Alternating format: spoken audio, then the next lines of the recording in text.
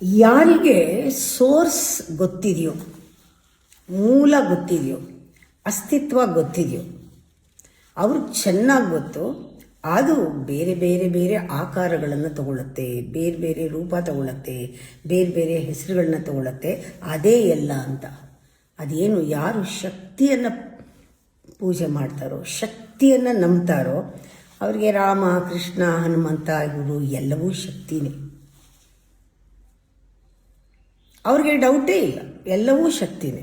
ಅವರು ಯಾವ ರಿಲಿಜನ್ನು, ಯಾವ ಧರ್ಮವನ್ನು ಕೂಡ ಅವರು ನಂಬುವ ಅವಶ್ಯಕತೆ ಇಲ್ಲವೇ ಇಲ್ಲ. ಶಕ್ತಿ ನಂಬಿಟ್ರೆ ಆಗೋಯ್ತು. ರಾಮಕೃಷ್ಣ ಪರಮಹಂಸರು ಅದೇ ತಾನೇ ಮಾಡಿದ್ದು, ಕಾಳಿನ ನಂಬಿದ್ರು. ಅವ್ರಿಗೇನೂ ಡೌಟ್ ಇಲ್ಲ, ಎಲ್ಲ ರಿಲಿಜನ್ನು ಒಂದೇ. ನೀವು ಲೈಟನ್ನು ನಂಬ್ತೀರಾ, ಈ ಲೈಟ್ ಸತ್ಯ ಅಲ್ಲ. ಈ ಲೈಟ್ ಎಲ್ಲಿಂದ ಬರ್ತಿದೆ? ಎಲೆಕ್ಟ್ರಿಸಿಟಿಯಿಂದ ಬರ್ತಿದೆ. ಎಲೆಕ್ಟ್ರಿಸಿಟಿ ಬೇಕಾದಷ್ಟು ಫಾರ್ಮ್ ತಗೊಳ್ತಾ ಇದೆ.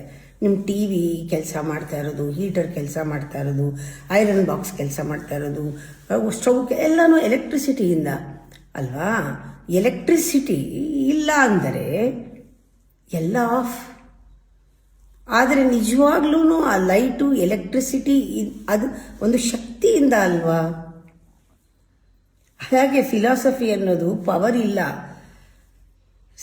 ಬರೀ ಒಂದು ಸ್ಕ್ರೀನ್ ಅಷ್ಟೇ. ಅದರ ಮೇಲೆ ಅದು ಬ್ಲ್ಯಾಕ್ಔಟ್ ಆಗೋಗುತ್ತೆ. ನಿಜವಾಗ್ಲೂ ಬೇಕಾಗಿರೋದು ಆ ಶಕ್ತಿ. ಆ ಶಕ್ತಿಯಿಂದಲೇ ಲೈಟು, ಎಲೆಕ್ಟ್ರಿಸಿಟಿಯೂ ಕೂಡ ಆ ಶಕ್ತಿಯಿಂದನೇ. ಆ ಮೂಲಕ್ಕೆ ಹೋಗಿ ನೀವು ಯಾವಾಗ ನೀವು ಮೂಲವನ್ನು ಕಂಡುಕೊಳ್ತೀರಾ, ನಿಮ್ಮ ಮೂಲವನ್ನು ಕಂಡುಕೊಳ್ಳೋದ್ರಲ್ಲಿ ಅದು ಸಿಗುತ್ತೆ. ಮೂಲನ ಕಂಡುಹಿಡ್ಕೊಳ್ಳೋಕೆ ಯಾವ ಪುಸ್ತಕ ಓದ್ತೀರಾ? ನಿಮ್ಮನ್ನೇ, ಇದೇ ಪುಸ್ತಕ.